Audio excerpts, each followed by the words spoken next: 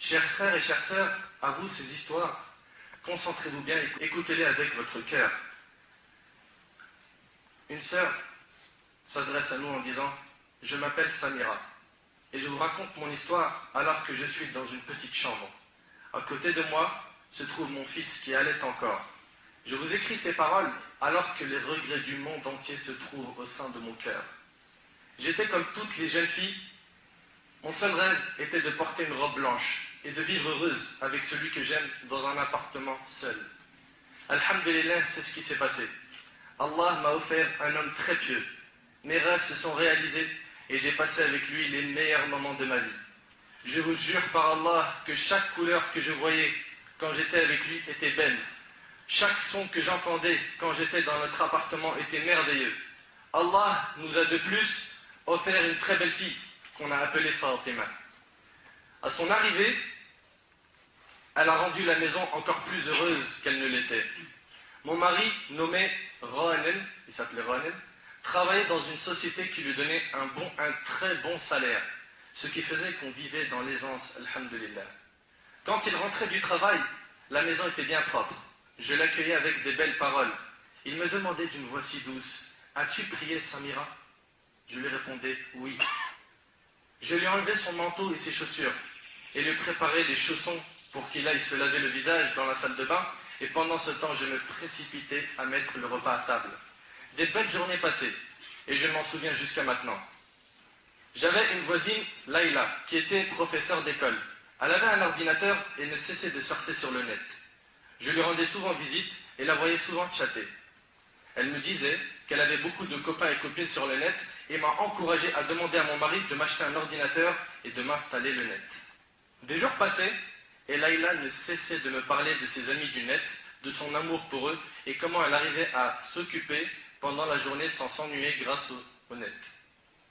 J'ai proposé à mon mari de m'en acheter un, il refusa de suite. Puis il me promit de m'en acheter un après mon accouchement. Elle avait déjà Fatima et elle était enceinte. Il lui a dit, après ton accouchement, je t'achète l'ordinateur. Les jours passèrent vite et Allah nous offrit le nouveau-né, Mourad, qui s'appelait Mourad. Rahanem, son mari, m'a donc offert un ordinateur.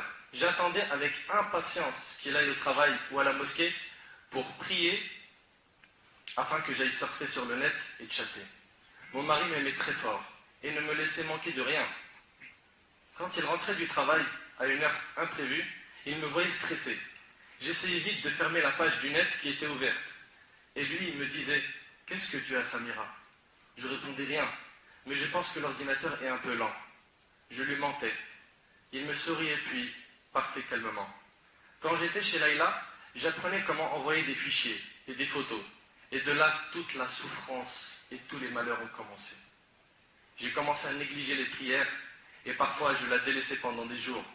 Mon mari ne cessait de me le signaler. Les jours passaient, puis je fis la connaissance d'un homme sur le net qui avait pour pseudo M. Il versait sur moi des paroles d'amour avec une voix si douce et si apaisante. Plusieurs fois je me reprenais et me disais « Ittaqillah, crains Allah, Samira. Là tu es en train de tromper ton mari, crains Dieu. » Mais Shaitan, mon nefs, mon ego, ne cessait de m'ordonner le mal. Et cet amour furtif était plus fort que moi. Mais je le dis sincèrement, si j'étais proche d'Allah, j'aurais été plus forte qu'eux. Je commençais à négliger la maison, à tel point que quand Rohanen rentrait du boulot, la maison était en désordre. Mon fils Mourad, lorsqu'il pleurait, je ne l'allaitais pas. Pendant des heures, tellement j'étais très prise par celui que j'ai commencé à aimer sur le net. Parfois je m'étonnais de ce que je faisais, car mon mari me disait des paroles encore plus belles que cet homme-là. Et comme vous le savez, mes frères et sœurs, le shaitan embellit le haram. Il l'embellit. Wa alaykum salam wa rahmatullah. Et surtout, mon mari était beaucoup plus sincère que ceux que je connaissais sur Internet. Je ne comprenais pas pourquoi j'ai aimé cet homme de cette façon. Est-ce pour sa voix, pour ses belles paroles, pour sa douceur?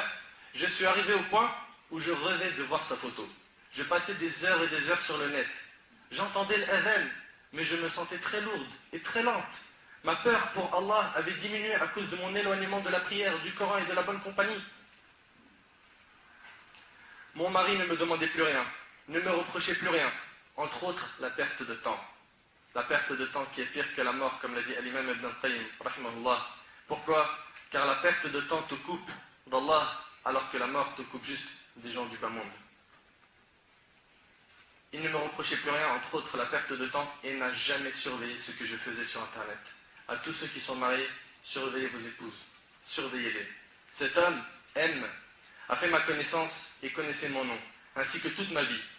Je lui disais constamment que j'aimais mon mari, que mon bonheur était avec lui et que je n'avais besoin de personne d'autre à part lui. Mais lui ne cessait de me dire, oui, mais l'amour a un autre goût. L'amour a un autre goût. Il m'envoyait un jour sa photo par mail, devant laquelle j'étais émerveillé. Shaitan avait rendu son regard éblouissant. Ses doigts posés sur ses joues le rendaient triste ou amoureux. Je commençais à m'attacher à lui très fortement et à m'éloigner énormément d'Allah. Quand mon mari travaillait de nuit, je restais toute la nuit devant mon ordinateur à parler avec lui. Et je lui disais que maintenant, je l'aimais plus que moi-même et que je souhaitais le rencontrer même si j'appréhendais cette rencontre, tout en étant encore hésitante. Il me remerciait pour ses paroles et me disait « Tu es la meilleure femme du monde ». Il me mentait. Et je savais qu'il mentait, mais ses paroles avaient beaucoup d'effet sur moi. Pourquoi? Parce que le shaitan, il facilite justement que le cœur se perce rapidement quand la personne elle est faible et quand elle s'éloigne d'Allah. J'ai même oublié le hadith du prophète alayhi salatu wassalam qui disait, d'après Amr ibn Abi Rabi'a radiyallahu anhu, que l'homme ne s'isole pas avec une femme qui lui est illicite sans un homme, un mahram, sans que Shaitan sera leur troisième, rapporté par Ahmed. Elle s'est isolée avec cet homme sur Internet, comme beaucoup de nos sœurs aujourd'hui s'isolent avec des hommes sur le net, sur MSN, sur Facebook. Et ils parlent ensemble, et ils s'isolent. Et au début, c'est des bonnes intentions. Et ils parlent même de religion. Et ils parlent même de mariage. Ça part avec des bonnes intentions. Mais le problème, mon frère et ma sœur, toi qui m'entends, sache que le shaitan ne va pas vous rater. Et il va tout faire pour vous faire tomber. Wallahi al-azim, il va tout faire pour vous faire tomber. Et d'ailleurs, tu peux le remarquer, toi qui es concerné par ce sujet, que ton comportement avec cet homme, ou toi, tu peux remarquer qu'avec cette femme, tu n'es plus le même que tu l'étais au début. Au début, tu avais cette pudeur, tu avais une barrière quand tu parlais avec elle. Maintenant, tu ne l'as plus. Sache que demain, ça peut aller beaucoup plus loin que ça. Que l'homme ne s'isole pas avec une femme qui lui est illicite sans un homme, car Shaitan sera leur troisième. Voilà les paroles du prophète sallallahu alayhi wa sallam. Quiconque désobéit à ces paroles, qu'il assume ce qui va lui arriver. Et ce hadith est rapporté par Ahmed. Samira